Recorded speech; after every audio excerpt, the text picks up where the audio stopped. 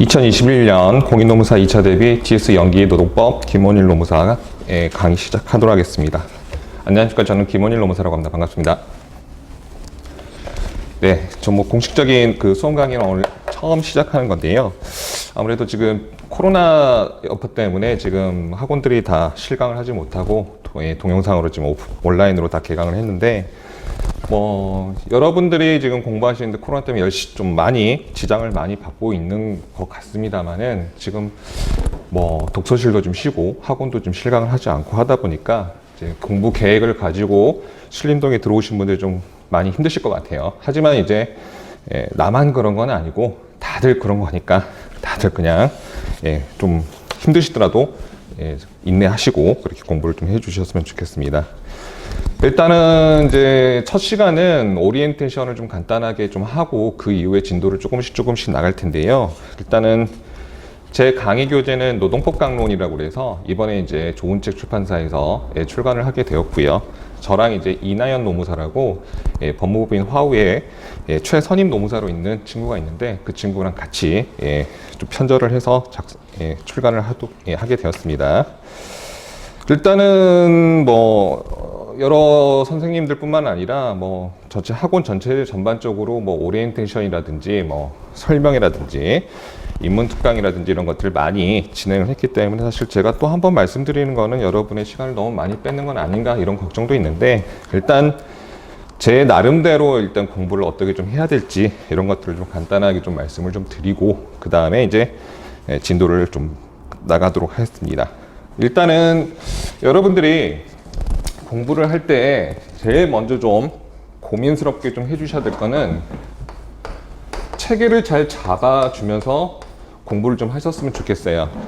여러분들이 이제 실제 공부를 이제 시작을 하시다 보시면은 교재를 그냥 무턱대고 보기 시작하세요. 처음부터 끝까지.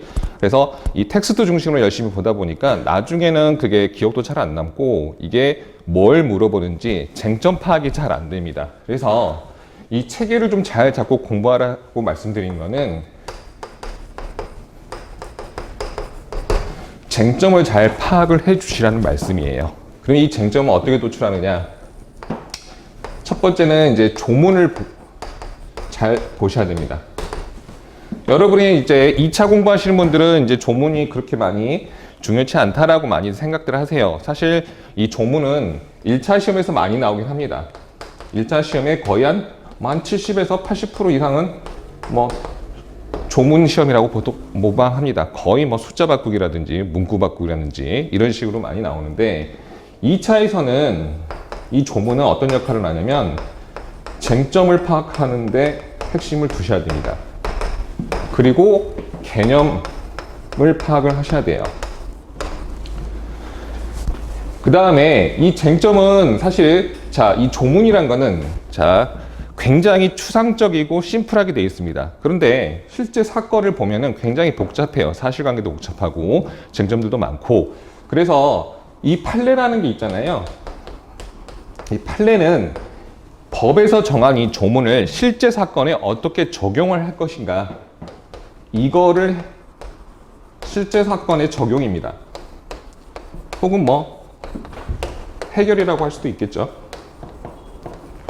그래서 결국 조문을 통해서 이 판례가 이제 사건에 대입을 하는 거죠. 그래서 이 조문 자체에서 도출되는 쟁점도 있고요. 조문에 없는 것들을 어떻게 이거를 적용을 해줄 것인가, 파악할 것인가, 이런 것들이 나눠져 있습니다. 그래서 이 쟁점은 조문에 있는 쟁점이 있고 조문에 없는 쟁점이 있어요. 그래서 이 조문을 통해서 표면적으로 드러나 있는 그 쟁점들을 잘 파악을 해주시고, 그렇지 않은 것들은 여러분들이 따로따로 숙지를 좀 해주셔야 됩니다. 그래서 보통 이제 교수님 교과서나 수험서들이 다 이 조문과 그 다음에 거기에 따라서 발생되는 쟁점들에 대해서 쭉 설명을 많이 하고 있죠. 그래서 꼭 조문을 보셔라. 그리고 이 조문을 보시면서 함께 공부를 좀 해주셔야 될 게 취지입니다. 이 규정의 취지가 뭔가, 혹은 이 제도의 취지가 뭔가. 이게 노동법은 특성이 이제 근로자 보호죠. 그래서 근로자 보호에 맞는 해석들을 많이 내리고 있고요. 판례들이. 그렇기 때문에 이 취지 정도는 꼭 공부를 좀 해주셨으면 좋겠습니다. 이제 두 번째는 이제 암기인데요. 여러분이 좀 암기에 너무 집착하는 경향이 있습니다. 어쩔 수 없긴 합니다. 사실은 이제 뭐 쓰는 시험이다 보기 때문에 여러분들이 이제 판례를 달달달달 외워서 공부를 많이 하시는 경향이 좀 있으세요. 그래서 이제 질문들이 이겁니다. 판례를 통으로 외워야 되느냐? 이런 문제들이 좀 많으신데 통으로 외울 필요까지는 없어요. 그래서 판례나 이것들 너무 이 암기 중심보다는 처음에 이해를 하시고 키워드가 뭔지, 쟁점이 뭔지를 좀 파악하신 다음에 그 다음에 조금 암기를 해주시면 좋을 것 같아요. 그 다음에 특히 이제 암기 같은 경우는 수험생들이 답안 쓰다 보니까 이제 무조건 본인이 아는 것, 본인이 외웠던 거를 답안에 쓰는 경향이 강합니다. 그래서 실제 채점평들을 보면 항상 교수님들이 이런 말씀을 하세요.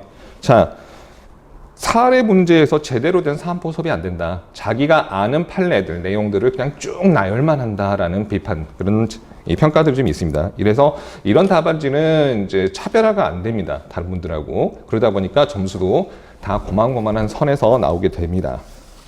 그래서 암기는 처음부터 집착하지 마시고 쟁점 파악, 그 다음에 키워드가 뭔지, 그 다음에 이 키워드 중심으로 내가 문장을 만들 수 있을 정도로 공부를 좀 해주시면 좋겠습니다.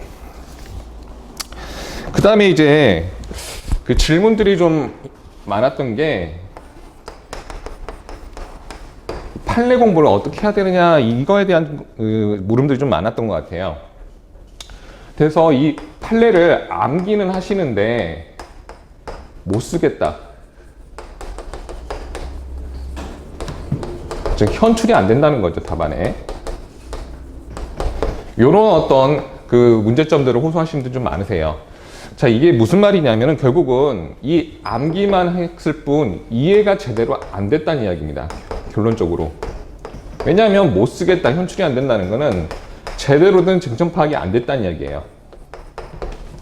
이 쟁점을 이해했을 때 여러분들이 이제 생각하는 이 뭐 판례의 현출이 조금 더 수월하긴 합니다. 하지만 단순히 막 암기만 했을 때는 좀 어려운 감은 있어요. 특히 이 판례에 어디부터 어디까지 답안에 써야 될지 이런 것들이 정확히 파악이 안 됩니다. 그 다음에 이제 질문 중에 또 하나가 여러분들이 이제 그 설명회 때 나왔던 질문들이긴 한데요. 판례를 통으로 봐야 되느냐, 아니면 분선해서 봐야 되느냐, 이거에 대한 어떤 고민들이 좀 있으셨어요. 자, 판례는 일단은 뭐 둘 다 상관은 없습니다만은 처음에 공부할 때는 분선해서 보는 게 좋습니다. 이 분선해서 보라는 거는 결국 무슨 이야기냐면 쟁점별로 보라는 이야기입니다. 쟁점별로 이 각각 판례의 이 부분에 대해서 어떻게 이야기를 하고 있는지, 특히 이 판례 보면은 제도의 취지를 잘 설명하고 있는 판례들이 많습니다. 그래서 취지는 뭐고, 그 다음에 이거를 판단하기 위한 요소들은 뭐고, 마지막에 이제 판례들이 이제 제일 중요한 것들, 뭐뭐 등을 종합하여 고려하여 해서 여러 가지 어떤 지표들을 좀 구체적으로 설명하고 있죠. 그래서 이런 것들을 각 쟁점별로 분석해서 공부를 하시고 나중에는 이제 여유가 되시면 통으로 좀 보시는 것도 좋습니다. 이 통으로 보라는 거는 우리가 단순히 뭐뭐에 대해서 써라, 뭐뭐에 대해서 논하라 이런 문제는 이제 나오지 않는 걸로 다 알고 계시죠. 거의 다 케이스입니다. 결국은 이 통으로 나온다는 거는 이 사실관계를 반영해서 결국은 케이스로 출제가 되기 때문에 그렇습니다. 결국 통으로 봤을 때 이 사건에서 이런 사실관계들이 있고 이런 사실관계에 따라서 판단을 각각 하는 이런 논리적인 흐름들을 여러분들이 파악을 해 주셔야 돼요. 특히 이제 뭐 네 번째로 이제 같이 이야기 드릴 건데, 자, 리걸 마인드가 뭐냐 도대체.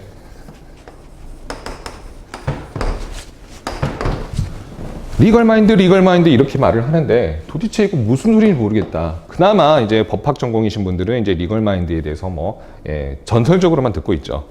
이 리걸 마인드라는 거는 뭐 정확히 이것은 이런 것이다라고 뭐 실체적인 내용이 있는 건 아니에요. 이 리걸 마인드는 쉽게 말하면 사안 해결 능력입니다.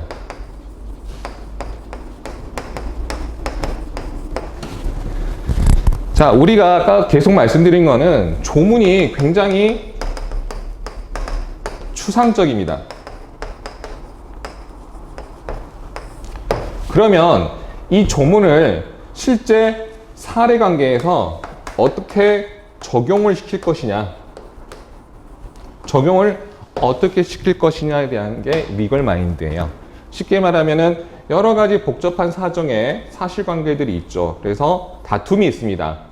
이 사실관계에서 다툼이 발생하는데 분쟁이라고 하죠.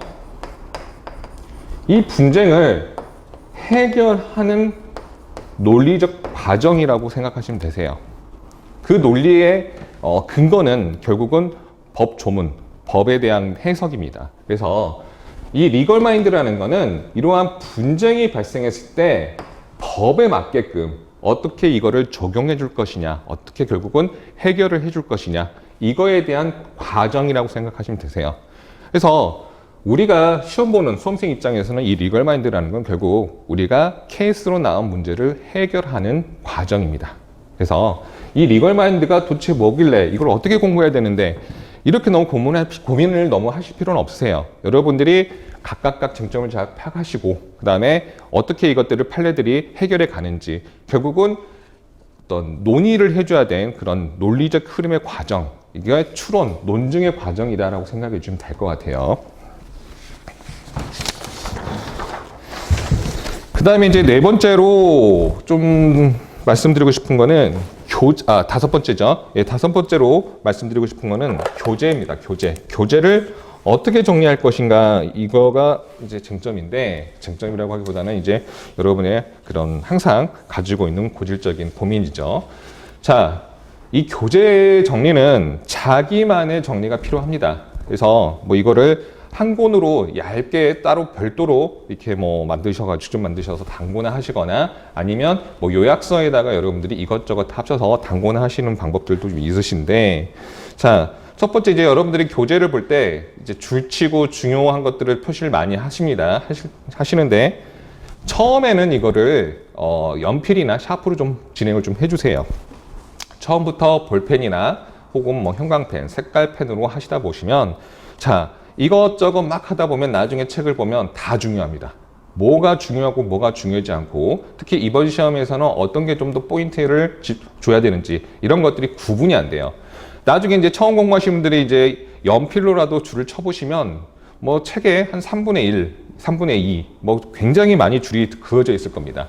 그래서 결국은 이제 복습할 때나 공부를 할 때, 야, 이거 다 중요한가? 이거 다 외워야 되나? 이렇게 생각을 하세요. 그렇기 때문에 처음에는 그렇게 막 줄을 치시더라도 나중에 중요한 것들을 선별을 좀 하셔야 되기 때문에 지우개를 줄 수 있게 뭐 샤프나 연필로 하시고, 그 다음에 1기까지는 조금 위험하고요. 2기, 3기 가시면서 점점 추려내는 겁니다. 그래서 공부를, 이 교재를 어떻게 여러분들이 직접 뭐 타이핑을 치거나 손으로 써가지고 이렇게 양을 줄일 수는 없어요. 그래서 이 교재를 단권한다는 경우는 결국은 여러분이 그 두꺼운 책을 보시더라도 나중에 내가 무한 반복해서 봐야 될 양을 줄여가는 겁니다. 그리고 그 양을 줄이면서 내가 이번에 볼 때는 이런 게 중요하더라, 강사님들 중요하더라, 이런 것들을 추려내는 작업들을 하시는 겁니다. 그래서 그 해당 교재를 계속 중요한 부분으로 빠르게 이 회독수를 늘릴 수 있게끔 정리하는 과정이 이제 교재 정리 혹은 단권화라고 조금 이해를 좀 해주시면 좋을 것 같고요.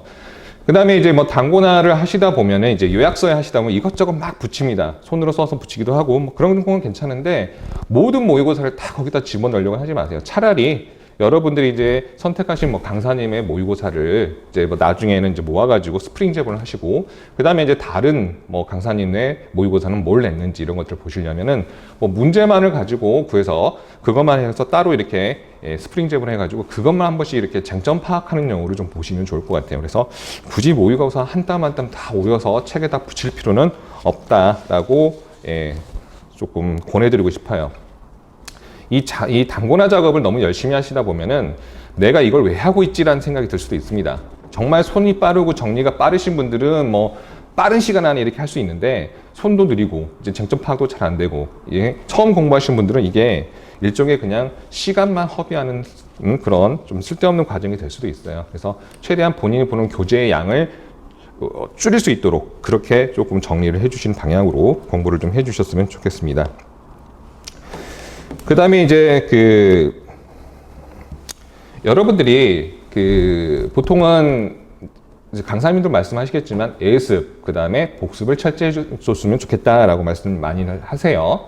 자, 저도 마찬가지입니다. 예습, 복습하면 다 좋습니다만은, 자, 예습을 할 때는 그냥 정해진 진도표 있잖아요. 예정된 진도표에 따라서 좀 러프하게 그냥 대강이라도 한번 쭉 훑어보고 오세요. 시간이 좀 안 되시면. 정 안 되시면 예습을 못 해오겠죠. 하지만 여러분들이 꼭 중요하게 이제 집중력 있게 하셔야 될 거는 수업 시간입니다. 수업 시간에 이제 강사님들과 호응하시면서 이 책을 정리하고 중요한 게 뭔지 추려내고 최대한 이해를 하려고 해서 집중력 있게 강의를 좀 들어주시고요. 그다음에 복습은 집에 가서 하시는데 이제 뭐 수업 시간에 중요한 것들 중심으로 많이 공부를 하시겠죠.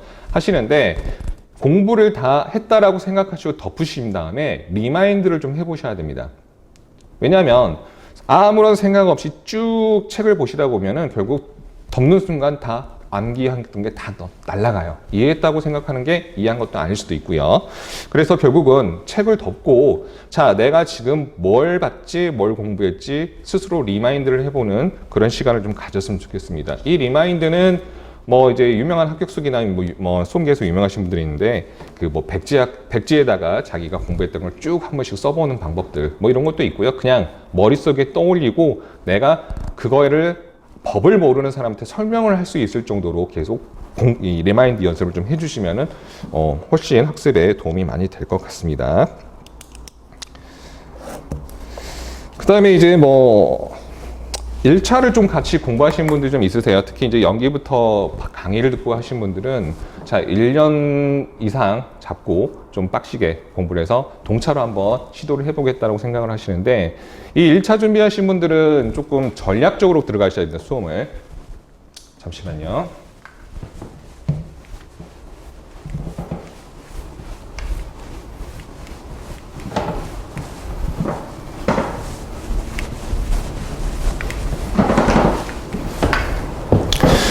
보통 이제 1차 준비하신 분들은 이제 어떻게 이걸 준비해야 될까 고민이 좀 많으세요.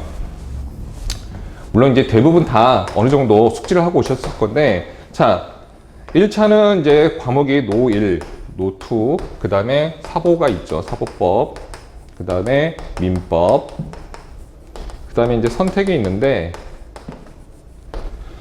이 선택은 이제 뭐 경제학하고 경영학이 있죠. 이게 이제 각 25문제씩 해가지고 총 5과목 125문제가 한꺼번에 나옵니다. 시험지에. 그래서 125분 동안 시험을 보고 끝납니다.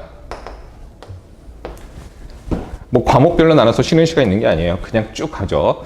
그래서 일단 평균이 60점이 넘으셔야 되고 한 과목이라도 40점 밑으로 떨어지면 불합격입니다. 평균이 60점이 넘었더라도. 이건 이제 꽈락이라고 하죠. 그래서 절대평가인데 60점만 넘으면 돼요. 다만 꽈락인 40점은 없어야 됩니다. 그러면 여러분들이 지금 연기부터 시작하시면은 이제 뭐 주말반이든 평일반이든 쭉 11월 말까지 혹은 뭐 12월 초까지 강의를 들으실 건데 그 과정에서 같이 1차용으로 좀 준비해 주셔야 될 거는 민법입니다. 민법. 그 다음에 노동법은 지금 2차를 들으시잖아요. 들으시면서 같이 조금 추가적으로 보시면 좋을 것 같아요. 특히 조문이 많이 나옵니다. 그리고 판례는 결론만 물어보는 경우가 많아요. 결과적으로. 그렇기 때문에 조문 중심으로 같이 2차 공부를 하시면서 전체적으로 좀 하시고 그러면 조문 중에서 뭐가 중요한지 잘 모르죠. 물론 이제 강의를 통해서 교재를 통해서 정리하시는 분도 있겠지만은 그렇지 않고 혼자 공부하시는 분들은 기출 문제를 뽑으세요.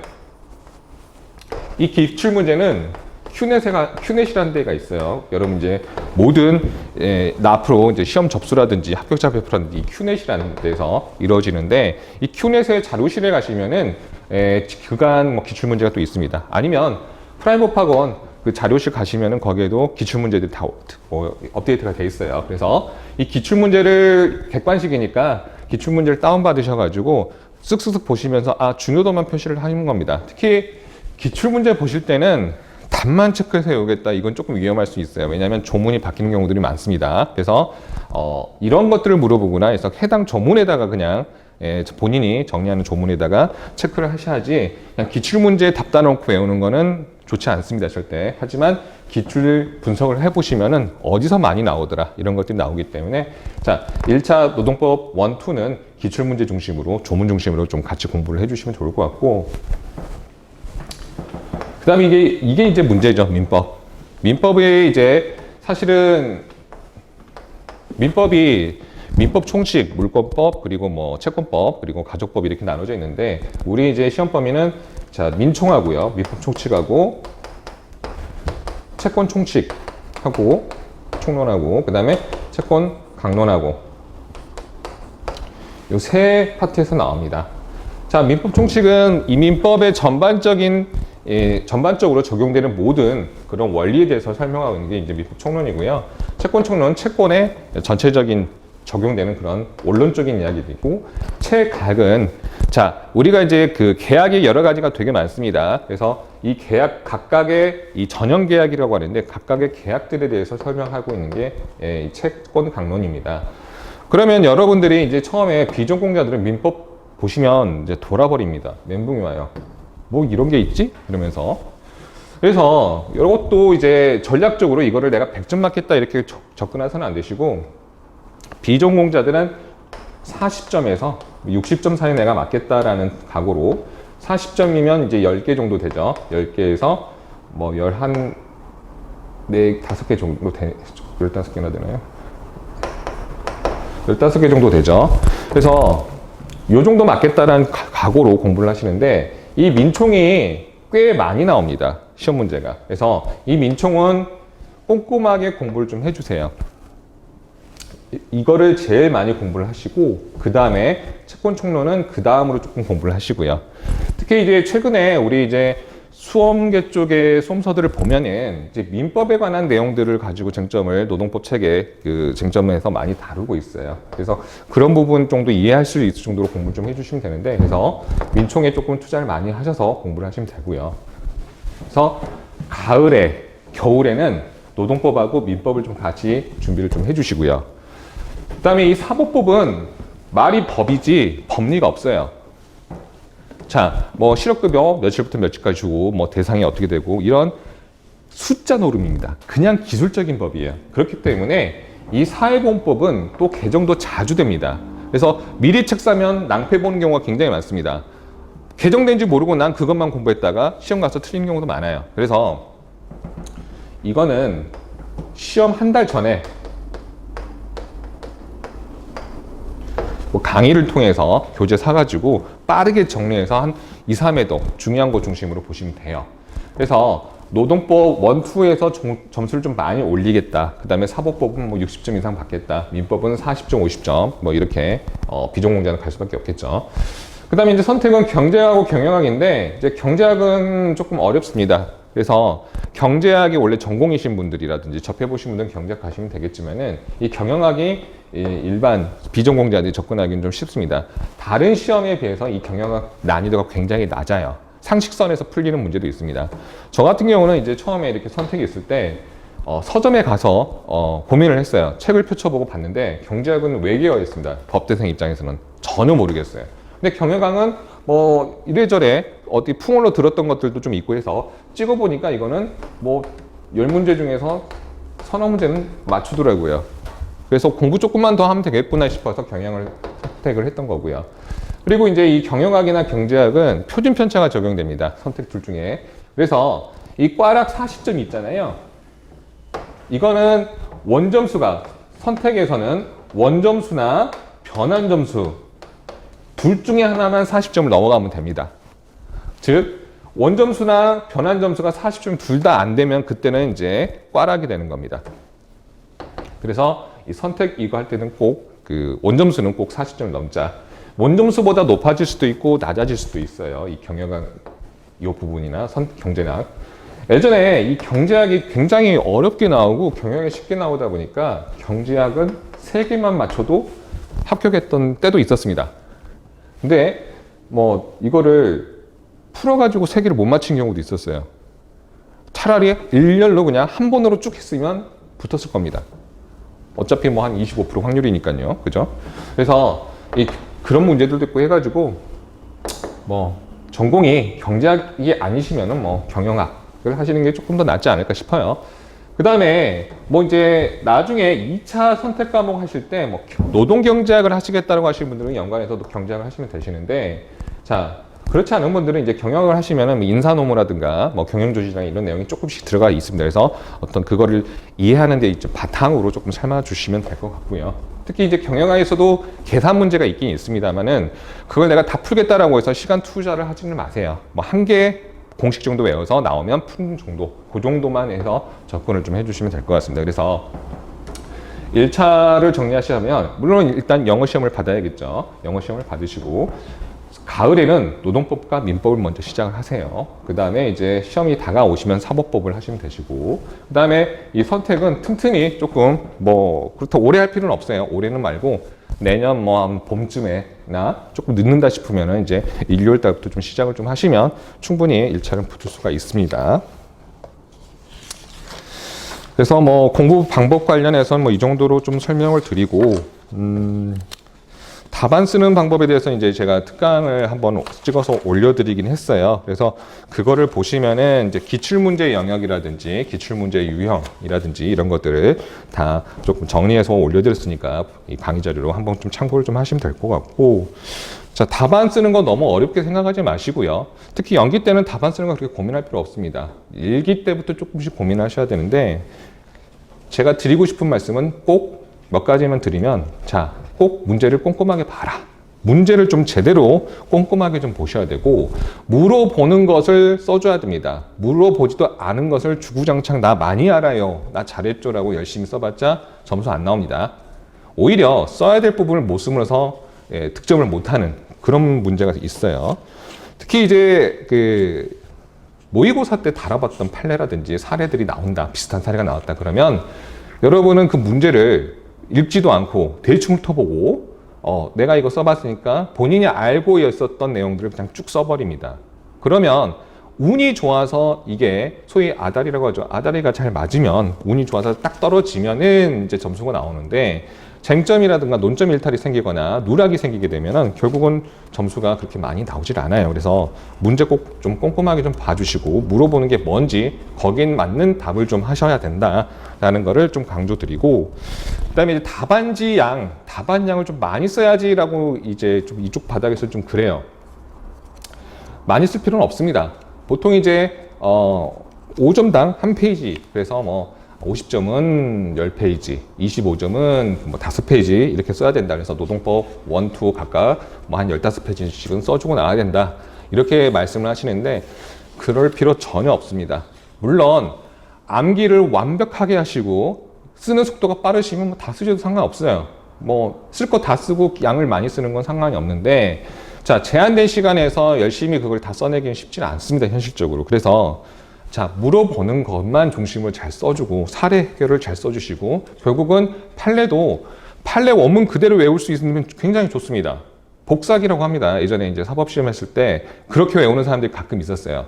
통으로 그냥 쫙, 신기할 정도로 거의 뭐 PDF로 뜨는 것처럼 똑같습니다. 근데 그렇게 쓸 수 있는 사람은 거의 없어요. 많이 없습니다. 간혹 있을 수는 있어요. 그렇기 때문에 키워드 중심으로 내가 판례 입장은 이렇더라라고 써줄 정도로 공부를 하시고 그 양만 좀 채워주시면 돼요. 그래서 저 같은 경우도 그렇고 뭐 다른 분들도 그 양 많이 써서 붙으신 분도 있으시면 그렇게 많이 안 쓰고도 붙으신 분들이 많습니다. 저 같은 경우는 좀 적게 써서 붙은 스타일이고, 그래서 필요한 것들만 좀 깔끔하게 쓰자, 이런 주의입니다. 그래서 답안량에 너무 집착할 필요는 없다. 오히려 그것 때문에 스트레스 받고 나중에 손목에 물이 오고 시험장 때까지 이 뭐 손목의 통증이 굉장히 심해서 오히려 몸을 망쳐서 컨디션 난조로 좀 시험을 못 보는 경우도 있으니까 너무 양에 집착하지 마시고, 그 다음에 이제 이것도 답안 쓰는 것도 글쓰기예요. 결국은 글쓰기이기 때문에 이 좋은 글은 상대방이 읽었을 때 이해가 잘 가야 됩니다. 자, 여러분들이 과연 내가 쓴 모의고사 답안을 보시고 이게 무슨 말하는지 다른 사람이 알까?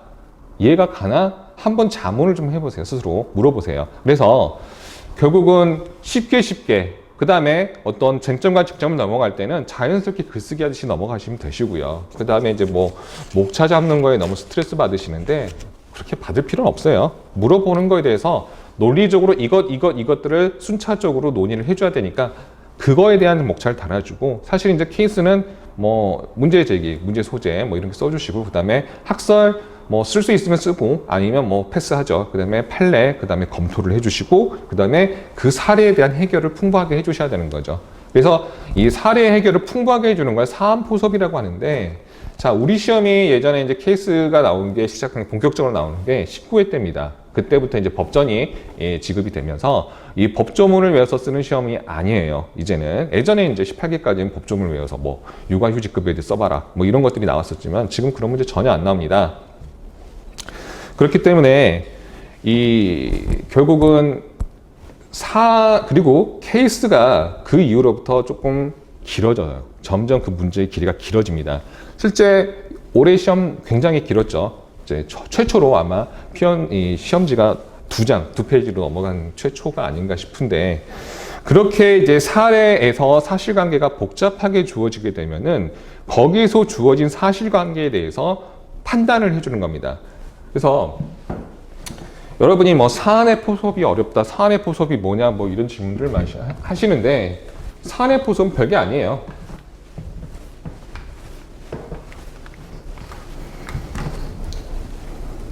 이 사안의 포섭이라는 거는,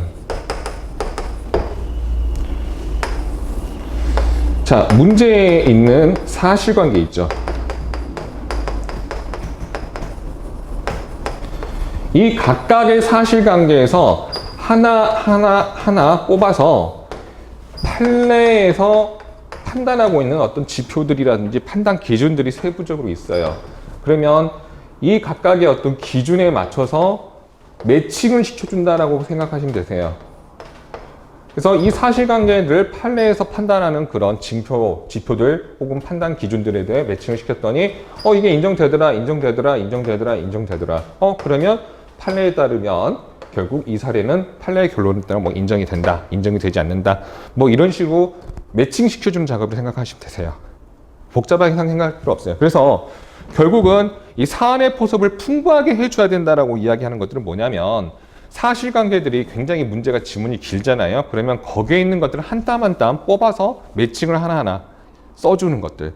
이러한 요소들은 이렇게 판단되고, 요것들은 판례의 입장에서 이렇게 판단되고, 이렇게 써주는 것들이 이제 사안의 포섭을 풍부하게 해준다라고 하는 겁니다. 그래서 그것들에 너무 거창하거나 뭐 어렵게 생각하실 필요가 전혀 없으세요.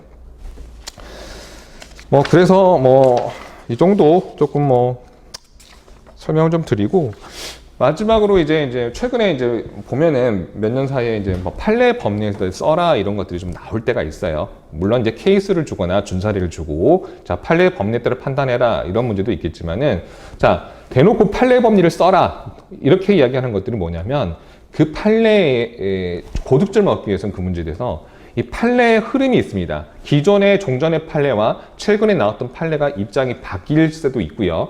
혹은 판례에서 기존에 좀 넓게 좀 사업주한테 유리하게 인정했던 부분들이 있다고 하면 그거를 나중에 좁게 제한적으로 해석을 한다든지, 혹은 판례 법리에 추가적인 요건들이 이렇게 기재가 된다든지, 이렇게 판례 입장이 미묘한 변화가 있는 경우, 혹은 대폭적으로 바뀐 경우, 전원합의체 판결을 통해서 판례 입장이 확 수정된 경우, 이런 것들이 나오게 되면은 예전 판례는 이랬고 지금 판례는 이렇고, 그래서 지금 판례가 예전 판례에 비해서 어떻다라는 것까지 써주는 것들, 비교해서 차별점을 해주는 것들이 가장 고득점을 얻을 수 있는 방법이라고 좀 할 수 있을 것 같습니다. 그래서 공부 방법 등에 대해서는 간단하게 이렇게, 간단하지 않죠. 벌써 한 40분, 30분 이상 떠들었는데, 그렇게 좀 참고를 좀 해주시고, 그다음에 이제 제 강의는 어떻게 진행을 할 거냐면, 첫 번째로는 여러분들의 어떤 체계를 조금 잡아주기 위해서 이 전체적인 해당 쟁점별로 전체적인 것들에 대해서 좀 설명 좀 드리고, 그 다음에 조문을 보고, 그 다음에 책에 있는 내용들을 설명을 좀 드리는 방식으로 이렇게 진행을 할 거고요. 그 다음에 이제 판례 같은 경우는 이제 사실관계를 교재에 넣어 드린 것도 있지만 그렇지 못한 것도 좀 있어요. 그래서 웬만하면 이제 GS 연기이기 때문에 좀 세세하게 이 강의, 여러분들의 이해를 조금 위해서 그 사실관계를 조금씩 말씀을 드리는 쪽으로 강의를 진행을 할 겁니다. 그리고 마지막에 이제 매회 복습 자료라고 나갈 거예요. 그래서 이 회별로 이제 그 복습 자료가 나갈 건데, 그 복습 자료에는 이제 해당 쟁점별로 해당 조문과 그 다음에 이제 어떤 개념들, 그 다음에 뭐 취지라든지, 그 다음에 여러분들이 외워야 될 판례 중에서도 이제 암기라고 표시를 해준 것들이 있어요. 그래서 그런 부분들은 암기 파트라고 이제 그 파트별로 조금 쪼개놓은 건데, 최소한 연기 때는 이 정도까지는 한번 외워보자라고 드리는 겁니다. 그래서 그 자료의 그 용도는 여러분들이 본 교재를 대체하는 자료가 절대 아닙니다. 여러분들이 리마인드 공부를 할 때, 복습을 할 때, 공부를 하신 다음에 복습을 할 때 리마인드용으로 쓰시거나, 아니면 뭐 짜투리 시간을 좀 활용할 때, 뭐 화장실을 간다든지, 뭐 밥을 먹으러 간다든지, 혹은 뭐 대중교통으로 이동 중에 뭐 이렇게 이런 짜투리 시간에 짬짬이 좀 보시라고 드리는 거고요. 뭐 페이지 수는 회당 뭐 4페이지에서 뭐 한 많으면 7, 8페이지까지 나올 건데, 뭐 대체적으로 전체적으로 하면은 뭐 한 100페이지 정도 될 것 같은데, 나중에 그거를 이제 뭐 이렇게 뭐 스프링 재본해가지고 짬짬이 보는 용도로 쓰시면 될 것 같아요. 절대 뭐 그거를 꼭 보고 이거를만 보고 뭐 시험을 준비하겠다 뭐 그런 용도로 드린 그런 자료는 절대 아니기 때문에 좀 주의를 좀 해주셨으면 좋겠습니다.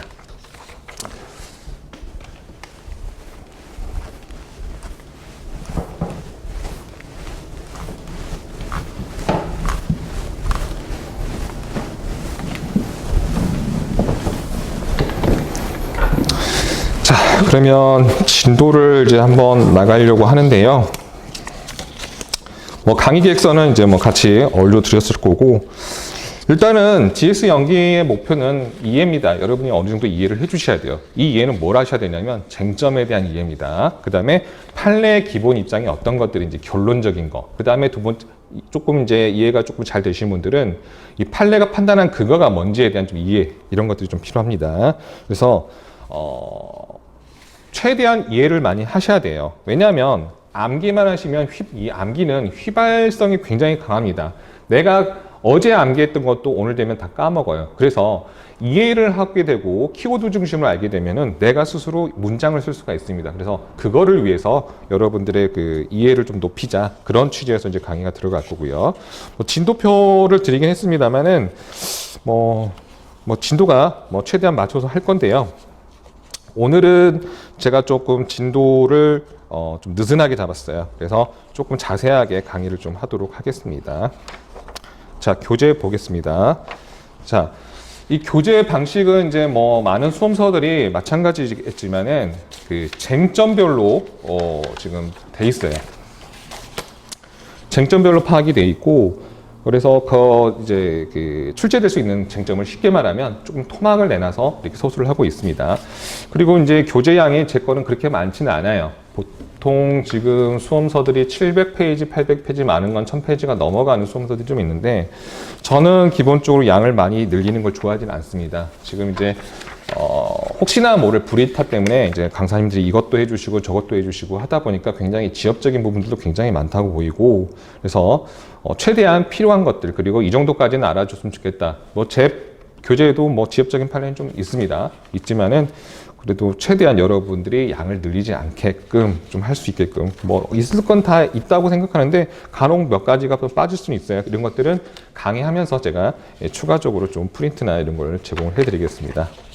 그리고 일단 교재가 이제 오탈자 검수를 서로 좀 크로스해서 저작끼리 했었는데, 네, 이나이 노무사가 좀 많이 바빠서 그런지 오탈자가 제게 조금 몇 개 있더라고요. 보다 보니까. 그래서 이 강의가 끝나면 오탈자를 한꺼번에 다시 정리를 해서 한 번 더 올려드리도록 하겠습니다. 자, 챕터 1의 노동법의 법원을 보도록 하겠습니다.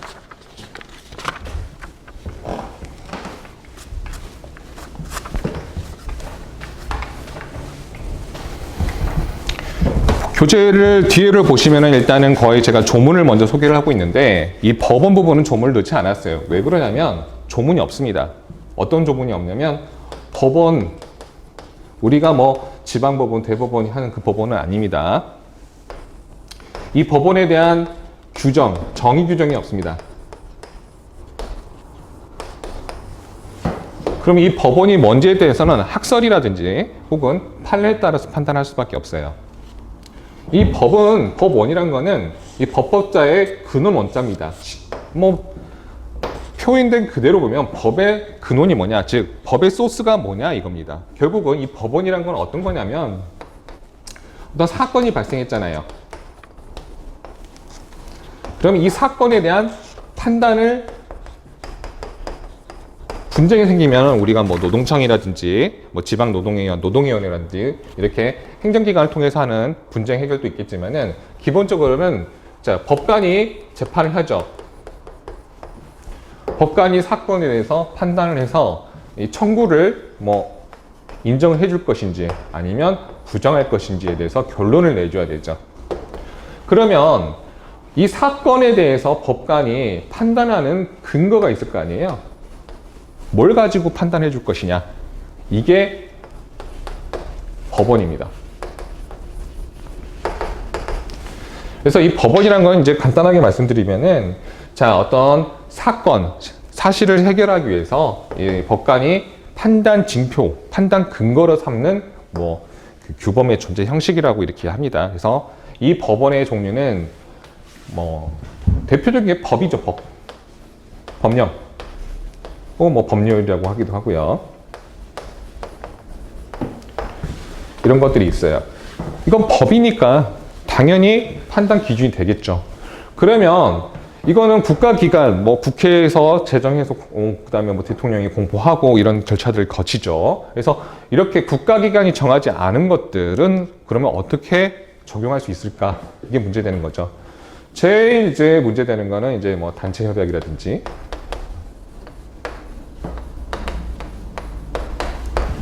그다음에 뭐 취업 규칙이라든지 혹은 뭐 이 노조의 규약이라든지 이 노조 규약이란 건 뭐냐면 이 노조를 운영하는 데 필요한 것들을 자체적으로 정하는 것들을 이제 규약이라고 합니다. 일종의 이제 법인에 있어서 뭐 정관 같은 거라고 생각하시면 되세요.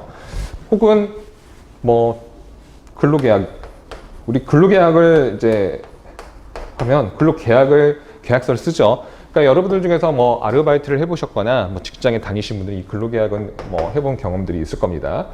그 다음에 이제 문제되는 게 관행이 있어요. 그냥 관행이 아니라 노동 관행인데 이런 것들이 있는데 이런 것들을 과연 법원으로 인정할 수 있을까 이렇게 이제 고민이 되는 거죠. 학계에서는. 일반적으로는 다 인정이 됩니다. 단협, 취업규칙, 근로계약 이것들은 다 됩니다. 그러면 노동관행은 될 수도 있고 안 될 수도 있습니다. 그래서 규범적으로 이 법원으로 인정된 노동관행에 대해서 판례는 별도로 요건을 설치를 하고 있어요. 그래서 요 파트가 이제 노동관행에서 하나 이제 쟁점이죠. 법원에서는. 그 다음에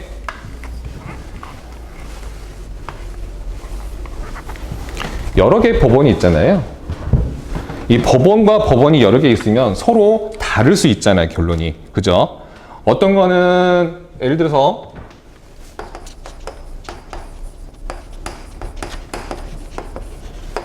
취업규칙에 신입사원 연봉을 3,000으로 규정을 했습니다. 그런데 실제로 근로계약에는 자, A라는 신입사원의 근로계약에는 연봉을 4,000으로 계약을 했어요. 취업규칙은 3,000이고 근로계약서는 4,000이죠. 서로 안 맞죠. 이거를 경합이라고 합니다. 이 경합이란 표현은 이제 뭐 단순히 단어, 이 국어 사전적인 의미로는 같이 엎치락뒤치락 경쟁을 한다 뭐 이런 의미로도 쓰이는데 이 법원에서 경합은 충돌입니다. 서로 규정하고 있는 바가 다르기 때문에 충돌되는 것을 법원의 경합이라고 해요. 그래서 이렇게 법원과 법원끼리 서로 충돌되는 경우에 어떻게 이걸 해결할 것이냐, 이게 이제 문제가 돼요. 뭘 우선해 둘 것이냐. 그래서 이 법원의 어떤 해석 원칙들이 있는데, 첫 번째는 이제 뭐 그러니까 이제 뭐 상위법 원칙이라고 해서 상위에 있는 이 법원이 먼저 우선 적용된다. 혹은 제일 옛날 것보다는 이번에 새로 만든 신법 우선 원칙이라는 것도 있고요. 그 다음에 일반법과 뭐 특별법 관계가 있는데, 그래서 특별법이 우선 적용되는 것들이 있고, 근데 문제는 이 법원에서도 순위가 있어요. 지금 써준 게 거의 그 순위라고 보시면 됩니다. 그러면 이 근로계약, 이 사례에서 근로계약이 근로자한테 훨씬 더 유리하죠. 연봉 4천. 그죠? 그렇게 충돌되는 경우에 그러면 상위법, 이게 이제 상위입니다. 상위법원이고, 여기가 하위법원이에요. 그러면 상위법 원칙에 따라서 원칙적으로는 취업규칙이 적용이 돼야 되죠.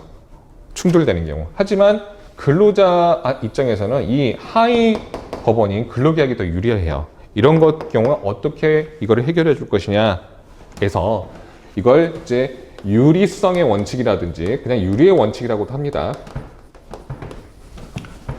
하위 법원이 상위 법원보다 근로자한테 유리한 경우에는 하위 법원 적용해주자. 이게 유리 원칙입니다. 근로기준법, 이 노동법의 취지는 근로자 보호죠. 근데 근로자한테, 이 취지상 근로자한테 훨씬 더 유리한 계약을 부정을 하게 되면 이게 과연 노동법의 취지 맞느냐? 이런 것 때문에 유리의 원칙이라는 노동법의 특정한 원칙이 있습니다. 이 유리의 원칙에 대해서 뭐 우리가 정의 규정은 없습니다만은 몇 가지 이제 조항들이 간접적으로 유리의 원칙을 좀 적용하고 있다라고 지금 판단을 하고 있습니다.